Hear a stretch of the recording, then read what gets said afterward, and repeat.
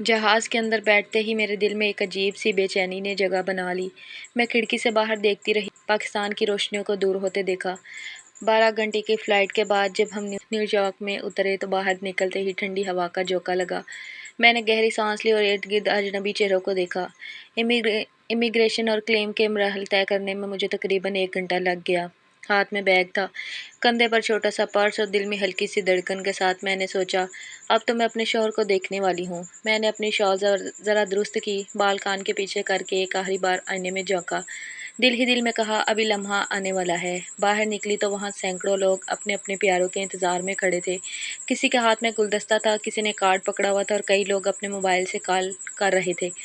میں نے بھی ادھر ادھر نظر دوڑائی تو مجھے یقین تھا کہ وہ بھی کہیں ہاتھ میں پھول لیے میرے انتظار میں ہوگا۔ میں نے چاروں طرف نظر دوڑائی مگر وہ کہیں نظر نہ آیا۔ میرے دل کی دھڑکن تیز ہو گئی۔ میں نے موبائل نکالا اور فوراً اسے کال ملائی، لیکن اگلے ہی لمحے میرے پیروں تلے سے زمین نکل گئی۔ میرا نام مہرین ہے اور میرا تعلق پشاور کے ایک محلے سے ہے۔ میرے ابا ایک سرکاری ملازم تھے جبکہ اماں سادہ سی گھریلو خاتون تھیں۔ ہم 3 بہنیں تھیں اور ہمارا ایک چھوٹا سا خوشحال گھرانہ تھا۔ ابا کو ہم سب بہنوں سے بہت زیادہ پیار تھا۔ میں اپنی دونوں بہنوں سے چھوٹی اور پورے گھر کی لاڈلی تھی۔ سب مجھے پیار سے محروم کہتے تھے۔ ابا بے شک ہم تینوں بہنوں سے پیار کرتے تھے، لیکن پڑھائی کے معاملے میں وہ بے حد سخت بھی تھے۔ مگر میرا خواب اپنی دونوں بہنوں سے بالکل الگ تھے۔ نہ مجھے فلمی دنیا کا شوق تھا، نہ ہی کھیلوں کا۔ میں اپنے ہی خوابوں کی دنیا میں گم رہتی تھی۔ میری خواہش انوکھی تھی، میں چاہتی تھی کہ میں اپنے گھر سے نکل کر ساری دنیا کی سیر کروں، کیونکہ مجھے گھومنے پھرنے کا بہت شوق تھا۔ لیکن میرے ابا کی طبیعت اس معاملے میں خاصی سخت تھی۔ وہ اس بات کے بالکل حق میں نہیں تھے کہ ہم اکیلے گھر سے باہر نکلیں۔ اماں کی طبیعت بھی ایسی تھی، اگر ہم ان سے کچھ کہتے تو وہ جواب دیتی، جب تمہاری شادی ہو جائے گی تو اپنے شوہر کے ساتھ جدھر مرضی پھرنا، تب کوئی نہیں روکے گا۔ بس پھر کیا تھا، میں نے انتظار شروع کر دیا کب ایک اچھا لڑکا بارات لے کر آئے اور مجھے اپنے ساتھ رخصت کر کے لے جائے۔ میں ہمیشہ یہی سوچتی تھی کہ زندگی ایک سیدھی سی کہانی ہے، پڑھائی، شادی اور پھر اپنا گھر۔ مگر وقت نے مجھے سمجھا دیا کہ زندگی کے صفحات پر لکھا جانے والا ہر لفظ ہمارے اختیار میں نہیں ہوتا۔ جب میں اپنی شادی کا انتظار کر رہی تھی تب یہ بھی سوچتی تھی کہ مجھ سے پہلے تو میری 2 بڑی بہنیں ہیں، وہ بھی گھر بیٹھی تھیں، اور جب تک وہ رخصت نہ ہوتی میری باری کیسے آ سکتی تھی۔ سب سے پہلے تو میری بڑی بہن کی باری تھی۔ اس کا نام آمنہ تھا۔ وہ پڑھائی میں سب سے اچھی تھی، ہمیشہ یونیورسٹی میں فرسٹ پوزیشن لیتی تھی اور سب کی آنکھوں کا تارا تھی۔ آمنہ کی خوبیاں اور سلجھا ہوا مزاج دیکھ کر ہمارے رشتہ داروں میں سے ایک خاندان نے اس کے لیے رشتہ بھیجا۔ لڑکا بینک میں افسر تھا اور اس کے والدین شریف لوگ تھے۔ رشتہ پکا ہوا اور شادی کی تیاریاں شروع ہو گئیں۔ ہمارے چھوٹے سے گھر میں گہما گہمی چھا گئی۔ اماں دن رات آمنہ کے جہیز کا سامان بنانے میں مصروف ہو گئیں۔ میری دوسری بہن سمرین بھی اماں ابا کے ساتھ کام کاج میں ہاتھ بٹانے لگی۔ میرا دل ہر وقت بس انہی سوچوں میں گم رہتا کہ آمنہ چلی جائے گی تو پھر سمرین کی باری آئے گی اور پھر آخرکار میری باری بھی آ ہی جائے گی۔ آمنہ کی شادی کے دن اماں کی آنکھوں میں خوشی اور اداسی دونوں جھلک رہی تھی۔ جب نکاح اور رخصتی کا وقت آیا تو ابا کی آنکھوں میں آنسو دیکھ کر مجھے احساس ہوا کہ بیٹی کو رخصت کرنا اتنا آسان نہیں ہوتا جتنا میں سمجھتی تھی۔ مگر پھر بھی خوشی تھی کہ میری بہن اپنے گھر کی ہو گئی تھی۔ اس دن کے بعد ہمارا گھر کچھ خالی خالی لگنے لگا۔ آمنہ کی حسیس کتابوں کی خوشبو سب جیسے ہمارے کمرے سے اٹھ کر کسی اور دنیا میں چلے گئے تھے۔ وقت گزرتا گیا۔ 2 سال بعد مہرین کی بھی منگنی ہوگی۔ وہ بھی پڑھائی میں اچھی تھی مگر اس کے ساتھ سلائی اور کڑھائی میں بھی ماہر تھی۔ محلے کی عورتیں اکثر اس سے کپڑے سلوایا کرتی تھیں۔ اس کے رشتے کے لیے ایک سرکاری ملازم کا پیغام آیا جو دوسرے شہر میں پوسٹ تھا۔ ابا نے زیادہ سوچے بغیر ہاں کر دی کیونکہ وہ لڑکا اور اس کا گھرانہ نیک اور شریف تھا۔ شادی کی تیاریاں پھر سے شروع ہو گئیں۔ میں دل ہی دل میں خوش تھی کہ اب تو میری باری بھی آنے والی ہے۔ اماں اکثر مجھے پیار سے کہتی، محروم، تمہاری قسمت کا ستارہ چمکنے والا ہے۔ میں خوشی سے سوچتی کہ وہ دن قریب ہے جب میں رنگین کپڑے پہن کر دلہن بنوں گی، سب کی دعاؤں نگاہوں کے ساتھ اپنے خوابوں کے سفر پر نکلوں گی۔ مگر سمرین کی شادی کے بعد حالات بدلنے لگے۔ ابا کی صحت بگڑنے لگی۔ وہ پہلے جیسے مضبوط اور چاق و چوبند نہیں رہے تھے۔ ان کی سرکاری نوکری تو تھی مگر 2 بہنوں کی شادی اور جہیز کے اخراجات نے ان کی جیب ہلکی کر دی تھی۔ میں دل میں دعا کرتی رہتی تھی کہ ابا جلد ٹھیک ہو جائیں تاکہ میری شادی کی تیاریاں بھی ویسی ہی ہوں جیسی میری بہنوں کی ہوئی تھی۔ گھر میں اکثر میرے لیے رشتے آتے لیکن کوئی بات آگے نہ بڑھ پاتی۔ کبھی لڑکے والوں کو ہمارا چھوٹا سا گھر پسند نہ آتا، کبھی یہ اعتراض ہوتا کہ میں زیادہ پڑھی لکھی نہیں ہوں، بس ایک سادہ اور خوابوں میں جینے والی لڑکی ہوں۔ میری سب سے بڑی کمزوری تھی۔ آخرکار 6 مہینے بعد میرا انتظار ختم ہوا اور ایک رشتہ آیا۔ وہ لڑکا دبئی میں کام کرتا تھا۔ اس کی ماں نے اماں سے کہا، ہمیں زیادہ جہیز نہیں چاہیے، بس لڑکی سیدھی سادی ہو۔ اماں نے خوشی خوشی ہاں کر دی۔ میں دل ہی دل میں اپنے خوابوں کی دنیا سجا رہی تھی۔ یہی وہ لمحہ لگ رہا تھا جس کا میں برسوں سے انتظار کر رہی تھی۔ مگر قسمت کو کچھ اور ہی منظور تھا۔ لڑکی کی ماں نے 2 ہفتے بعد فون کر کے کہا، انہیں اپنے خاندان کے ایک اور لڑکی پسند آ گئی ہے اور وہاں بات پکی کر دی ہے۔ وہ دن میرے لیے قیامت سے کم نہ تھا۔ میں کئی دن تک کمرے میں بند روتی رہی۔ اسی دوران ابا کی صحت مزید بھی خراب ہو گئی۔ میری پریشانی نے انہیں اور بیمار کر دیا۔ ڈاکٹر نے بتایا کہ ان کا دل کمزور ہو گیا ہے اور انہیں آرام کی ضرورت ہے۔ گھر کی ساری ذمہ داری اماں پر آ گئی۔ میں بھی اماں کے ساتھ گھر کے کام کاج میں ہاتھ بٹاتی رہی، مگر دل کے ایک کونے میں اب بھی وہ خواب زندہ تھا کہ ایک دن میرا بھی صحرا سجے گا۔ لیکن اس خواب میں ایک اور خواہش شامل ہو گئی۔ اب میں یہ چاہتی تھی کہ جو بھی بارات مجھے لینے آئے وہ پردیسی ہو، تاکہ شادی کے بعد میں بھی پردیس جا کر نئی دنیا دیکھ سکوں۔ ایسے ہی ایک اچھے رشتے کے انتظار میں 2 سال گزر گئے۔ میری عمر 23 سے 25 سال تک پہنچ گئی، جبکہ میری دونوں بہنوں کی شادیاں 22 سال کی عمر میں ہو گئی تھی۔ یہی وجہ تھی کہ محلے کی عورتیں اکثر اماں سے ہمدردی کے ساتھ کہتی، اب تو محروم کی شادی کر دو، کل کو عمر نکل گئی، کسی جوان لڑکے کا رشتہ بھی نہیں ملے گا۔ ان عورتوں کے یہ جملے میرے دل میں تیر کی طرح لگتے، مگر میں اماں کے سامنے کبھی اپنی اداسی ظاہر نہ کرتی، کیونکہ مجھے معلوم تھا کہ اماں اور ابا کی کوشش تو کر ہی رہے تھے۔ ایک دن اماں نے بڑے حوصلے سے مجھے کہا، محروم، ابا کی صحت اور حالات مطابق ہم تمہاری شادی سادگی سے کریں گے۔ میں نے اس بات میں سر ہلا دیا، مگر دل میں خلش تھی کہ شاید میری شادی بہنوں جیسے دھوم دھام سے نہ ہو۔ اس کے بعد ابا نے میرے لیے 2 رشتے پسند کیے، مگر میں نے ان دونوں سے انکار کر دیا، کیونکہ میں چاہتی تھی میری شادی کسی پردیسی سے ہو، جبکہ وہ دونوں پاکستان میں ہی عام سی نوکری کرتے تھے۔ ابا کے لائے ہوئے دونوں رشتوں کو جب میں نے صرف اس وجہ سے ٹھکرا دیا کہ مجھے پردیسی لڑکا چاہیے، تو اماں کے چہرے پر گہری تھکن اور پریشانی کے آثار نمایاں ہو گئے۔ وہ دن آج بھی مجھے یاد ہے۔ اماں نے دوپٹہ اپنے ایک کندھے پر درست کرتے ہوئے کہا، محرین بیٹا، اچھے رشتے ہر روز دروازے پر نہیں آتے، تمہاری بہنوں کی قسمت اچھی تھی کہ انہیں اچھے گھرانے ملے۔ ہم نے بھی دل سے کوشش کی تمہارے لیے مناسب جگہ تلاش کریں۔ یہ دونوں لڑکے شریف اور کماؤ تھے، گھر والے بھی سیدھے سادے تھے، مگر تم نے صرف اس لیے انکار کر دیا کہ پردیسی نہیں تھے۔ اماں کی بات سن کے میں نے ہونٹ بیچ لیے۔ دل میں تو احساس تھا کہ اماں ٹھیک کہہ رہی ہیں، مگر زبان سے بس ایک جملہ نکلا، اماں، میں نے ہمیشہ خواب دیکھا میرا شوہر باہر رہتا ہو، میں اس کے ساتھ پردیس جاؤں گی، وہاں ایک نئی دنیا دیکھوں گی۔ ابا خاموش بیٹھے میری باتیں سنتے رہے۔ ان کی آنکھوں میں ایک عجیب سی اداسی تھی۔ آخرکار میری بات سن کر وہ بھی خاموش نہ رہ سکے اور بول پڑے، محرین، ہم تمہاری خوشی چاہتے ہیں، لیکن یاد رکھنا پردیس کا مطلب صرف چمکتی سڑکیں اور بڑے گھر نہیں ہوتے، وہاں کی زندگی بھی مشکل ہوتی ہے اور پردیسی کے دل میں ہمیشہ وطن کی اداسی بسی ہوتی ہے۔ ابا کی بات سن کر میں نے نظریں جھکا لی۔ مجھے معلوم تھا کہ ابا مجھے سمجھانے کی کوشش کر رہے تھے، مگر میرا دل ضد سے بھرا ہوا تھا۔ میرا کہنا یہی تھا کہ شادی ہوگی تو پردیسی سے ہی، ورنہ نہیں۔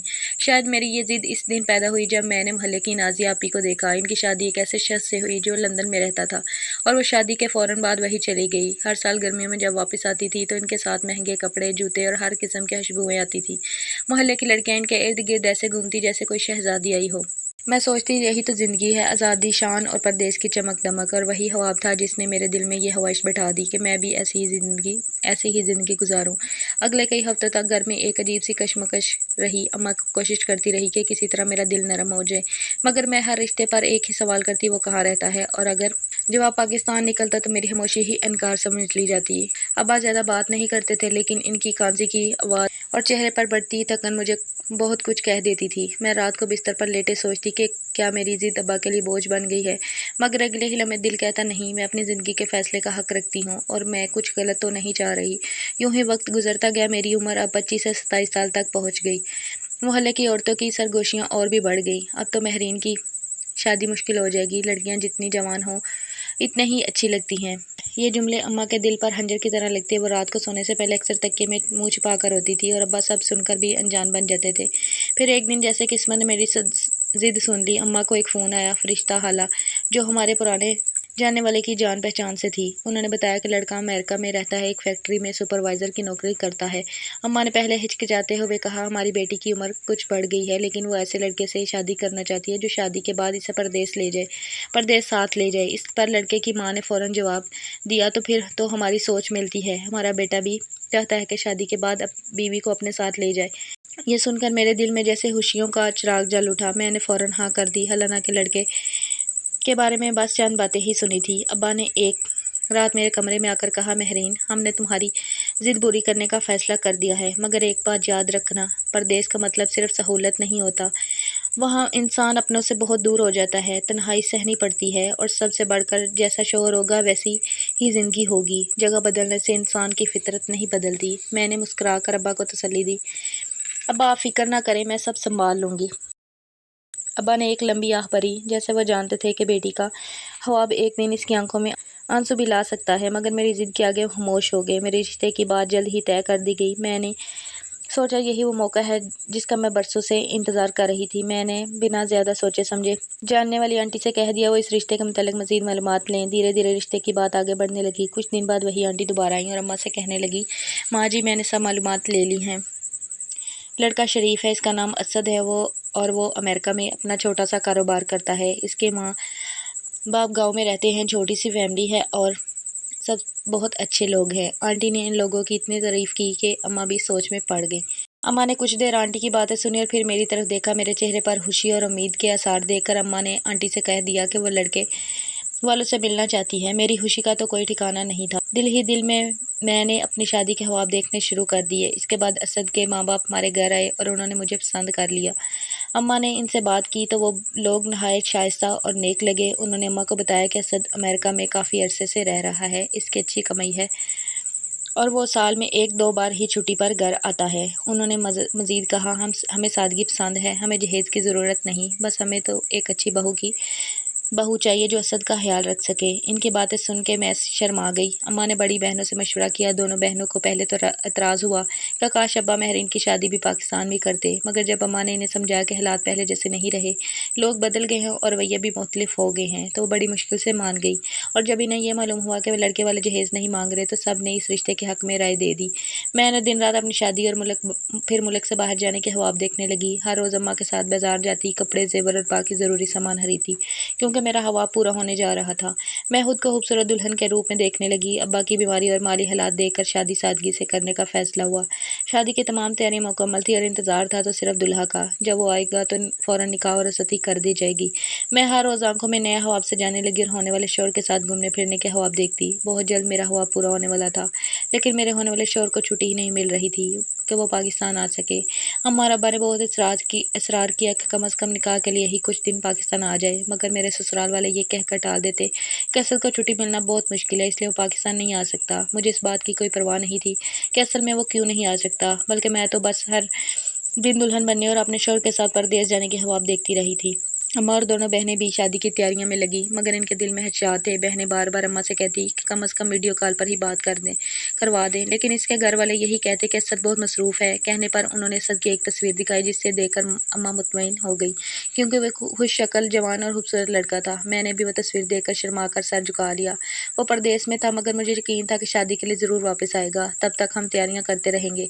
मैं बहुत ज़्यादा खुश थी, क्योंकि दुल्हन बनना और मुल्क से बाहर जाना मेरा ख्वाब था और यह ख्वाब पूरा होने वाला था, क्योंकि मेरा होने वाला शौहर अमेरिका में रहता था और शादी के बाद मैंने भी इसके साथ ही अमेरिका जाना था। जैसे जैसे शादी के दिन करीब आते गए, मैं ज़्यादा पुरजोश होने लगी। मेरे अपने होने वाले शौहर से कभी कोई बात नहीं हुई थी। हमारा रिश्ता भी सिर्फ तस्वीर दिखा के तय किया गया था। अम्मा को ये रिश्ता बहुत अच्छा लगा था, इसलिए उन्होंने ज़्यादा छानबीन भी नहीं की थी। इस दिन तो मेरी खुशी की कोई इंतहा नहीं रही जब मेरी शादी की तारीख तय कर दी गई। अब मैं अपने माँ बाप के घर में सिर्फ चंद दिनों की मेहमान रह गई थी, मगर मेरा होने वाला शौहर अभी तक पाकिस्तान वापस नहीं आया था, जबकि शादी के दिन करीब आ रहे थे। ससुराल वालों का कहना था लड़का अपनी शादी वाले दिन वापस ज़रूर आ जाएगा, क्योंकि इसका काम बहुत मुश्किल है और इसे छुट्टी मुश्किल से मिलती है। मेरे घर वालों को भी एतराज़ नहीं था और शादी वाला दिन भी आ पहुँचा। मैं दुल्हन बनी बैठी थी जब हमें खबर मिली कि मेरा शौहर अभी तक पाकिस्तान नहीं आया, क्योंकि कहा गया कि इसे काम की वजह से छुट्टी नहीं मिली। मैंने पहली बार अपने माँ बाप को सर परेशान देखा। शादी की सारी तैयारियां मुकम्मल थी। अम्मा ने जहेज़ का सारा सामान एक कोने में रख दिया था। मेरा जोड़ा जेवर बर्तनों के सेट सब कुछ वैसे ही सजाया गया था। घर के कोने कोने में शादी की खुशबू फैली हुई थी, मगर इस खुशबू के साथ एक अजीब सी बेचैनी भी थी। अब्बा दिन में कई बार घड़ी देखते और अम्मा हर फ़ोन की घंटी पर चौंक जाती। शायद ये वो कॉल हो कि वो टिकट ले चुका है और आ रहा है। मेरे दिल में बहार से उतर रही थी। मैं हर रोज़ सहेली को बताती कि बस अब मेरा शहज़ादा अमेरिका से आएगा, निकाह होगा और मैं सीधी अपने नए घर चली जाऊँगी। शादी के ख्वाब सोच सोच कर मुझे रात को नींद मुश्किल से आती थी। मैं सोचती शादी के बाद हम कहाँ कहाँ घूमेंगे, कैसा घर होगा, मेरा पहला परदेस का सफ़र कैसा होगा। फिर एक दिन फ़ोन आया और वो असद का फ़ोन था। इसकी आवाज़ में नरमी तो थी, मगर साथ ही एक बोझलपन भी था। इसने कहा, महरीन मुझे बहुत अफसोस है, कंपनी ने इस महीने छुट्टियां रोक दी हैं।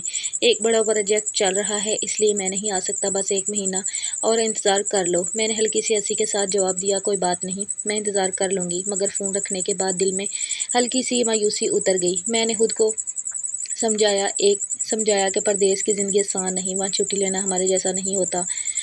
फिर 1 महीना और गुजरा, दोबारा तारीख तय हुई। अम्मा ने दोबारा मेहमानों को इत्तला दी, सब तैयार हो गए, मगर 2 दिन پہلے پھر اسد کا فون آیا، مہرین اس بار ویزے کا مسئلہ آ گیا ہے، میرا پاسپورٹ کمپنی کے پاس ہے، جب تک وہ واپس نہیں کرتے میں نہیں آ سکتا۔ اور میں نے پھر خاموشی اختیار کر لی، مگر دل کے اندر جیسے کچھ ٹوٹ گیا۔ اماں کھانے کے دوران بھی خاموش رہنے لگی اور ابا بھی بار بار کہتے یہ کیسا لڑکا ہے جو نکاح کے لیے بھی چھٹی نہیں لے سکتا۔ تیسرے مہینے ہم نے پھر کوشش کی، اس بار میں خود اسد کو فون کر کے کہا، دیکھیں میں کب سے انتظار کر رہی ہوں، سب تیاریاں بار بار ہو رہی ہیں، لوگ باتیں بنانے لگے ہیں۔ اسد نے لمبی سانس لی اور کہا، مہرین تم سمجھو میں بھی چاہتا ہوں کہ آ جاؤ، مگر کام کی مجبوری ہے۔ یہ جملہ میرے دل میں کانٹے کی طرح چبھ گیا۔ کام کی مجبوری کیا؟ میں اتنی غیر اہم تھی کہ نکاح بھی مجبوری سے کم اہم ہو گیا تھا۔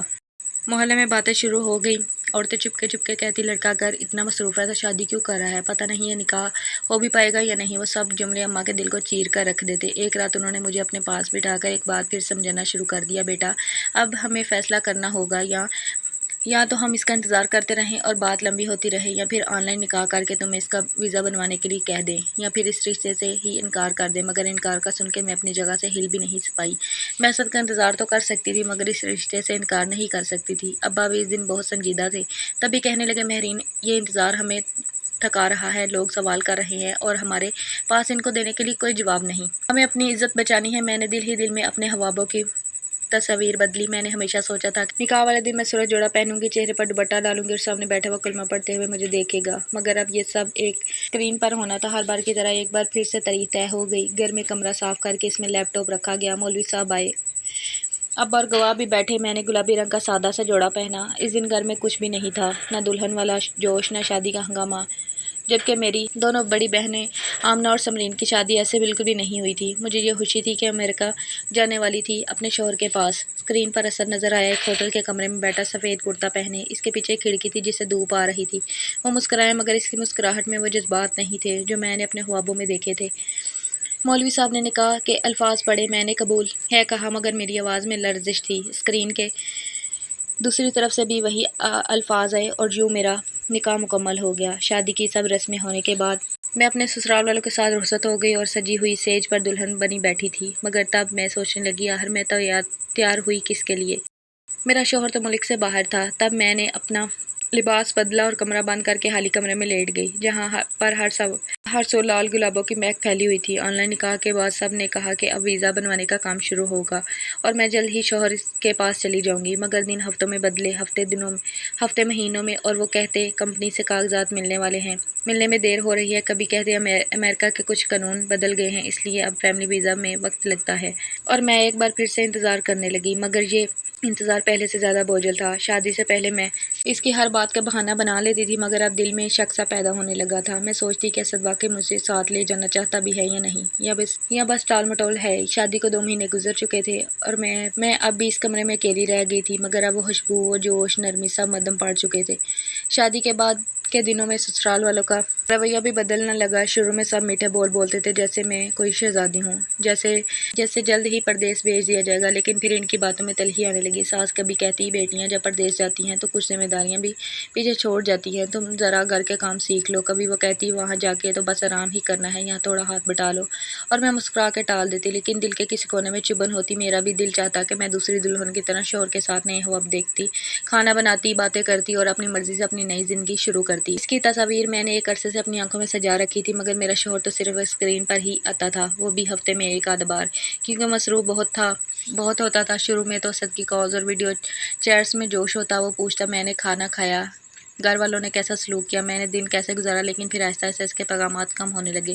کبھی 2 دن تک جواب نہ تھا، جب پوچھتی تو کہتا کام میں بہت مصروف تھا۔ ایک دن میں نے ہمت کر کے پوچھ لیا، اسد میرا ویزا کب تک لگ جائے گا؟ اس نے ذرا جھنجھلا کر کہا، میں نے کہا نا کمپنی سے کاغذات آتے ہی لگوا دوں گا، تم کیوں روز روز سوال کرتی ہو؟ یہ سن کر اس کا لہجہ دیکھ کر میرا دل بیٹھ گیا، وہ لہجہ جو کبھی نرم اور میٹھا تھا اب سخت اور بیزار لگتا تھا۔ اس دن جب میں نے اسد سے ویزے کے بارے میں بات کی تو مجھے اس کے لہجے کی سختی واضح محسوس ہوئی۔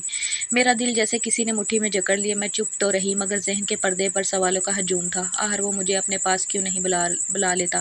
میں نے تو اس کو اسکرین کے علاوہ دیکھا تک نہیں تھا، پھر بھی اس کے کہنے پر اس سے نکاح کر لیا۔ کیا وہ کسی اور سے محبت کرتا تھا؟ میں نے اگلے 2 دن اس سے زیادہ بات نہیں کی، صرف ضروری پیغامات کا جواب دیا، وہ بھی مختصر تھا۔ تیسرے دن اس کا فون آیا، تم اس سے ناراض ہو؟ میں نے سرد لہجے میں کہا، نہیں ایسا کچھ نہیں، پکا تمہاری آواز بتا رہی ہے، تم کچھ چھپا رہی ہو؟ شاید جان گیا تھا میں اسے ٹھیک سے بات نہیں کر رہی۔ شاید تمہیں بھی وہی محسوس ہو رہا ہے جو مجھے ہوتا ہے جب تم بدلتی ہو۔ اور پھر وہ خاموش ہو گیا۔ کچھ لمحوں بعد جب اس کی آواز آئی تو میں ہمیشہ کی طرح نا امید ہو کے فون رکھ دیا، کیونکہ وہ ہمیشہ کی طرح کہہ رہا تھا فکر نہ کرو مہرین، میں سب کروا رہا ہوں۔ اور اسی رات مجھے ایک ای میل ملی، نیلے رنگ کے بیک گراؤنڈ پر امریکہ کا ویزا چمک رہا تھا۔ میں نے جیسے سانس روک لی، وہ واقعی ویزا تھا، ساتھ ہی اسد کا پیغام آیا، پیکنگ شروع کر دو، ٹکٹ اگلے ہفتے کی ہے۔ میں بے انتہا خوش تھی، مگر دل کے کسی کونے میں عجیب سی گھبراہٹ بھی تھی۔ سب اچانک کیسے ہو گیا جو مہینوں سے نہیں ہو رہا تھا؟ وہ دنوں میں کیسے ہو گیا؟ کیونکہ جب پچھلی بار میری اس سے بات ہوئی تھی تو اس نے کہا ابھی شاید چند مہینے اور لگ جائیں گے، مگر میں خوش تھی کہ آخرکار مجھے اپنے خوابوں کی تعبیر ملنے والی تھی۔ جب گاڑی ایئرپورٹ کے گیٹ میں داخل ہوئی تو مجھے عجیب سا احساس ہوا، جیسے میں کسی ہوا میں جا رہی تھی، مگر ہوا دھندلا سا تھا۔ سسرال والے خوش تھے اور بس سوچ رہی تھی اب اسد کو سامنے دیکھوں گی، اس کے گھر میں رہوں گی، لیکن ساتھ ہی یہ بھی سوچ رہی تھی اگر وہ بدل گیا تو کیا میں وہاں خوش رہ پاؤں گی؟ اماں ابا نے مجھے وہاں گلے لگایا اور اماں کی ناکیں نم تھی۔ مجھے ایسے لگا جیسے وہی میری رخصتی کا دن تھا۔ میں نے اماں ابا سے نظریں چرا لی کیونکہ پہلی بار میری آنکھوں میں نمی تھی، مگر اگلے ہی لمحے میں مطمئن تھی کیونکہ میری سب سے بڑی خواہش پوری ہو رہی تھی۔ میں دنیا گھومنے کے سفر پر نکل پڑی۔ جہاز کے اندر بیٹھتے ہی میرے دل میں عجیب سی بے چینی جگہ بنا گئی۔ میں کھڑکی سے باہر دیکھتی رہی، پاکستان کی روشنی کو دور ہوتے دیکھا۔ 12 گھنٹے کی فلائٹ کے بعد جہاز نیو یارک کے ایئرپورٹ پر اترا۔ باہر نکلتے ہی ٹھنڈی ہوا کا جھونکا لگا۔ میں نے گہری سانس لی اور ارد گرد اجنبی چہروں کو دیکھا۔ امیگریشن اور بیگیج کلیم کے مراحل طے کرنے میں مجھے تقریباً 1 گھنٹہ لگ گیا تھا۔ ہاتھ میں بیگ تھا، کندھوں پر چھوٹا سا پرس اور دل میں ہلکی سی دھڑکن کہ اب اسد کو دیکھنے والی ہوں۔ میں نے اپنی شال درست کی، بال کان کے پیچھے کیے کر کے ایک آخری بار آئینے میں جھانکا اور دل ہی دل میں کہا لمحہ آنے والا ہے۔ باہر نکلتے ہی ہال میں سینکڑوں لوگ اپنے اپنے پیاروں کے انتظار میں کھڑے تھے۔ کسی کے ہاتھ میں گلدستہ تھا، کسی نے کارڈ پکڑا ہوا تھا اور کئی لوگ موبائل پر کال کر رہے تھے۔ میں نے بھی ادھر ادھر نظریں دوڑائیں، مجھے یقین تھا کہ وہیں کہیں اسد بھی ہاتھ میں پھول لیے میرے انتظار میں کھڑا ہوگا۔ میں نے چاروں طرف دیکھا مگر مجھے اسد نظر نہیں آیا۔ میرے دل کی دھڑکن تیز ہونے لگی۔ میں نے موبائل نکالا اور فوراً اسے کال ملائی، مگر نیٹ ورک کی وجہ سے کال نہیں لگ رہی تھی۔ مجھے ڈر لگنے لگا، پردیس میں اکیلی کھڑی تھی، نہ آگے جا سکتی تھی نہ پیچھے لوٹ سکتی تھی۔ لیکن جیسے وقت گزرتا گیا میرا ڈر بڑھتا چلا گیا۔ اچانک میری نظر ایک کونے میں کھڑے ایک شخص پر پڑی۔ وہ سوٹ پہنے ہاتھ میں کارڈ لیے کھڑا تھا جس پر انگریزی میں میرا پورا نام لکھا تھا۔ میں چونکی۔ وہ سیدھا میری طرف بڑھا اور مسکرا کے بولا آپ مہرین ہیں؟ یہ سن کر مجھے خوشی بھی ہوئی اور حیرانی بھی۔ پھر وہ بولا میں طارق ہوں، اسد کا دوست، آج وہ آپ کو لینے نہیں آ سکا، اس نے مجھے بھیجا ہے کیونکہ وہ بہت مصروف ہے۔ میرے قدم جیسے وہی رک گئے۔ کیا وہ اتنا ہی مصروف تھا کہ اپنی بیوی کو لینے کے لیے وقت بھی نہیں نکال سکا؟ میری خوشی ایک دم مانت پڑ گئی اور اس خوشی کی جگہ غصے نے لے لی۔ مگر طارق آگے بڑھ کر میرا سامان اٹھانے لگا اور ساتھ ساتھ افواہیں دیتا رہا کہ اسد آج کچھ کام میں الجھا ہوا ہے، بس اس نے کہا کہ میں آپ کو گھر لے جاؤں۔ وہ لمحہ جس کے لیے میں نے مہینوں گن کے دن گزارے تھے مجھے چھن سا گیا۔ میں نے کچھ کہنا چاہا مگر ایئرپورٹ کا شور اور سفر کی تھکن نے زبان بند کر دی۔ نیو یارک کی ٹھنڈی ہوا میرے کانوں سے ٹکرا رہی تھی۔ باہر گاڑیاں قطار میں کھڑی تھی۔ طارق نے میرا بیگ ٹرالی سے اٹھا کے پچھلی سیٹ پر رکھ دیا۔ گاڑی میں بیٹھتے ہی میں نے کھڑکی سے باہر دیکھنا شروع کر دیا۔ طارق نے 2-3 بار بات کرنے کی کوشش کی مگر میرے اندر غصہ بھرا ہوا تھا۔ میرے جواب مختصر تھے۔ اصل میں میرے ذہن میں صرف ایک ہی سوال تھا، کیا اسد نام کا کوئی انسان تھا بھی یا نہیں، اور اگر تھا تو کہاں؟ تقریباً 1 گھنٹے بعد ہم ایک درمیانے درجے کے اپارٹمنٹ پہنچے۔ کوئی شاندار ویلا یا بڑا گھر نہیں تھا جیسے میں نے خوابوں میں سوچا تھا۔ طارق نے آگے بڑھ کر کہا یہی اسد کا گھر ہے، آپ آرام کریں، وہ خوشی آ جائے گا۔ میں جانتی تھی کہ کوئی سوال پوچھنا بیکار ہے کیونکہ ہر سوال کا جواب یہی ملے گا، اسد مصروف ہے، اس لیے میں خاموشی سے اپارٹمنٹ میں داخل ہو گئی۔ اتنے لمبے سفر کے بعد تھکن اور بھوک سے برا حال تھا۔ کچھ ڈھونڈتے ہوئے کچن میں گئی اور فریج کھولا تو چند کھانے پینے کی چیزیں رکھی تھی۔ کھانا کھانے کے بعد ایک بار پھر اسد کا انتظار شروع کر دیا۔ سارا دن گزر گیا۔ شام کے 6 بجے میں نے سوچا اب تو وہ آ جائے گا جس کے لیے میں اتنا لمبا سفر کیا۔ میں نے پھر 6 سے 7 بجے، پھر 8، پھر 9 بجے انتظار کیا اور پھر عشاء کے وقت دروازہ کھلا۔ میں فوراً اٹھ کھڑی ہوئی مگر اندر آنے والا اسد نہیں بلکہ ایک جوان لڑکی تھی، گورے رنگ کی کھلے بالوں والی خوبصورت لڑکی۔ میں رک گئی۔ لڑکی کے چہرے پر حیرت اور پھر ہلکی سی مسکراہٹ آئی اور وہ خود ہی انگریزی میں کہنے لگی کیا تم اسد کی بیوی تو نہیں؟ میں نے ہاں میں سر ہلایا۔ میری بات سن کر وہ ہنسنے لگی اور کہنے لگی میں سارہ ہوں۔ میرے قدم زمین میں دست گئے، دل تیزی سے دھڑکنے لگا۔ ہر یہ کون تھی اور کیا کر رہی تھی؟ سارا کہنے لگی اسد نے بتایا تھا کہ اس کی شادی ہو گئی ہے، مگر یہ نہیں کہا تھا کہ تم یہاں آ جاؤ گی۔ میرے کانوں میں گھنٹیاں بجنے لگی۔ سارا کی ہنسی جیسے میرے اندر کا سارا لہو جما گئی۔ وہ تو میرے سامنے ایسے کھڑی تھی جیسے یہ اس کا اپنا گھر ہو، شاید تھا بھی۔ میں صوفے کے کنارے بیٹھی، ہاتھ آپس میں جکڑے، نظریں فرش پر گاڑ کر سوچ رہی کہ آخر یہ سب کیا تھا؟ میرا شوہر کہاں تھا جس پر اندھا یقین کر کے میں اپنے سب کو چھوڑ؟ سارا ہی تھی جو وقفے سے خود مجھ سے بات کر رہی تھی۔ ٹینشن مت لو، اسد آ جائے گا، شاید دیر سے مقصد دیر سے آتا ہے۔ اس کے لہجے میں ایک عجیب سا اعتماد اور بے نیازی تھی، جیسے اسے میرے جذبات کی کوئی پرواہ ہی نہیں تھی۔ رات کے 10 بجے، پھر 11 بجے، پھر گھڑی نے 12 بجا دی۔ میری آنکھیں دروازے پر جمی رہی مگر وہ کھلا نہیں۔ نیند اور تھکن کی ملی جلی کیفیت میں جانے کب میں صوفے پر سو گئی۔ دروازے کی ہلکی سی آواز سے میری آنکھ کھلی۔ کمرے میں ہلکی سی روشنی تھی اور میں نے دھندلی نظروں سے دیکھا، وہ اسد ہی تھا۔ ہاں وہی تھا۔ میں نے اپنے شوہر کو پہلی بار باہر اپنے سامنے دیکھا تھا۔ مجھے لگا شاید جیسے میرے جذبات تھے اس کے لیے بھی ایسے ہی ہوں گے، مگر وہ بیزاری سے مجھے کہنے لگا میں تھکا ہوا ہوں، کل بات کریں گے۔ میرے اندر جیسے کچھ ٹوٹ گیا، مگر آخر کتنی دیر، کتنا عرصہ خاموش رہتی؟ میں نے اسی سانس میں بہت سارے سوال پوچھ ڈالے۔ ایئرپورٹ پہ کیوں نہیں آئے؟ سارا کون ہے جو تمہارے گھر میں رہ رہی ہے؟ اور کیا تمہارے پاس میرے لیے ذرا سا بھی وقت نہیں؟ تم نے مجھ سے شادی کیوں کی؟ میرا سانس پھول گیا تھا، مگر اسد ایک دم غصے سے اٹھا اور اس نے اپنے جوتے کونے میں پھینک دیے۔ پھر اس نے جو کہا وہ سننے کے بعد میرا دل چاہا کہ میں اسی لمحے مر جاؤں۔ وہ مجھے کہنے لگا مہرین، تمہیں سچ سننا ہے تو سن لو۔ ہاں، میں نے تم سے شادی صرف اپنے گھر والوں کی خوشی کے لیے کی تھی، کیونکہ میرے معصوم دیہاتی اماں ابا کو ہمیشہ یہی لگتا تھا کہ میں پاکستان سے لڑکی لوں، ان کی پسند کی، ان کی برادری کی۔ وہ راضی نہیں تھے کہ میں یہاں کسی سے شادی کروں، لیکن میری زندگی یہاں تھی، اس لیے میں نے امریکہ آنے کے 1 سال بعد ہی سارا سے شادی کر لی تھی۔ اور وہ لمحہ تھا جب مجھے لگا جیسے کسی نے میرے پیروں تلے سے زمین کھینچ لی ہو۔ مگر میں نے خود کو سنبھالا اور اس سے پوچھنے لگی کہ پھر اس نے مجھ سے شادی کر کے میری زندگی کیوں برباد کی؟ مگر اس کا وہی جواب تھا کہ میرے اماں ابا چاہتے تھے کہ میں ان کے لیے ایک بہو لاؤں، میں ان کو بھی خوش رکھنا چاہتا تھا، اس لیے میں نے ان کی پسند سے صرف یہ سوچ کے شادی کر لی کہ میری بیوی کو پاکستان میں ہی تو رہنا تھا۔ میں نے سوچا اگر میں ایک آدھا بار چلا جاؤں گا تو سب خوش رہیں گے، لیکن جب تم نے بار بار اعتراض کرنا شروع کیا تو میرے ماں باپ مجھے ہی باتیں سنانے لگے، تب مجھے مجبوری میں تمہیں بلانا پڑ گیا۔ مجھے تو یقین ہی نہیں آ رہا تھا کہ میرے خواب اس طرح سے ٹوٹ جائیں گے۔ وہ انسان جس کے لیے میں نے اپنے اماں ابا کی سب نصیحتوں کو کوئی اہمیت نہیں دی تھی، میرے سامنے ایسے کھڑا تھا جیسے یہ سب کوئی چھوٹی سی بات تھی، جیسے میری زندگی اس کے لیے محض ایک تماشا تھی۔ وہ خود ہی کہنے لگا کہ تم بھی پاگل لڑکی تھی۔ جب میں تمہیں ہر بار انکار کرتا رہا کہ میں نہیں آ سکتا، مصروف ہوں، تو تم پھر بھی پیچھے نہ ہٹی، بلکہ مجھ پر یقین کر کے بیٹھی رہی۔ اور آج اگر تم یہاں آئی ہو تو صرف اپنی ضد اور اپنی مرضی سے۔ میں نے تمہیں مجبور نہیں کیا کہ تم سب کچھ چھوڑ کر میرے پاس آؤ۔ اس کے وہ جملے میرے دل میں خنجر کی طرح لگے۔ وہ کافی دیر خاموش رہی تو وہ میرے قریب آ کر کہنے لگا میں جب تک چاہوں یہاں رہ سکتی ہوں اور میری بیوی کی حیثیت سے رہ سکتی ہو، جو چاہو کر سکتی ہو، میں تمہیں سب کچھ دے سکتا ہوں، لیکن میں تمہیں اور سارا کے درمیان نہیں لا سکتا، کیونکہ بیوی کا درجہ وہ صرف سارا کو دے سکتا ہے، مجھے نہیں۔ مجھے اپنے کانوں پر یقین نہیں آ رہا تھا کہ اسد مجھ سے یہ کیا کہہ رہا تھا، لیکن میرے سب خواب چکنا چور ہو گئے۔ میں نے اماں ابا سے ضد کی تھی، مجھے کسی پردیسی کی بیوی بننا ہے، جس کے ساتھ میں ساری دنیا کی سیر کروں، جس کے ساتھ مل کر ایک رنگین زندگی گزاروں، مگر جو میرا ہم سفر تھا وہ پہلے ہی کسی اور کا شریک حیات تھا۔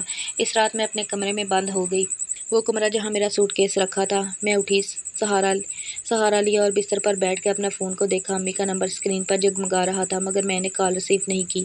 میں کیسے کہتی جس شخص کے لیے میں نے سب کچھ چھوڑ دیا، اس نے مجھے محض ایک رسم کے طور پر اپنی زندگی میں جگہ دی تھی، صرف اس لیے مجھ سے شادی کی تھی تاکہ اپنے اماں ابا کو خوش رکھ سکے، ان کا اعتماد، ان کا بھروسہ جیت سکے۔ نیند کا نام و نشان نہیں تھا، ہر پل یہی سوچ آتی رہی کہ میں اپنے گھر سے، اپنے اماں ابا سے دور اس لیے گئی تھی کہ یہ میرا مقدر تھا۔ اسد نے مجھے صاف کہہ دیا تھا کہ مہرین بہتر ہے کہ تم حقیقت کو قبول کر لو، اگر تم مانو گی تو میں تمہیں سپورٹ کروں گا تو تم یہاں رہ سکتی ہو، لیکن میرے معاملات میں دخل مت دینا۔